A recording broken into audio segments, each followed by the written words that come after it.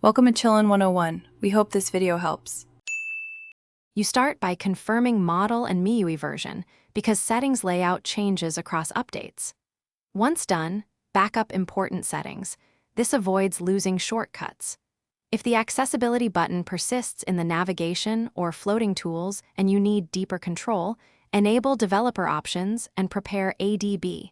This is necessary only for stubborn cases. Make sure your phone has at least 20% battery, and USB debugging is toggled on when using ADB. Now proceed to the UI. You go into Settings and navigate directly to Accessibility to identify which service created the button. Visual aids like TalkBack or Assistive Touch are common culprits. Once identified, toggle that service off and observe the button disappear. If the button remains, inspect navigation, quick ball, and accessibility shortcut options because MIUI can map shortcuts there.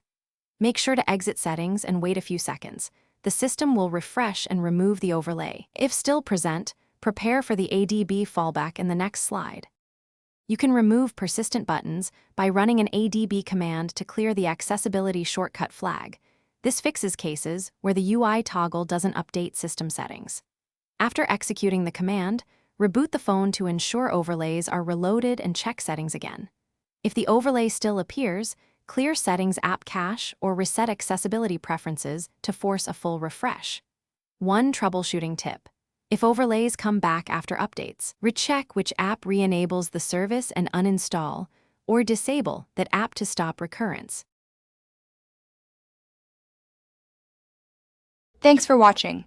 Consider subscribing if we helped you.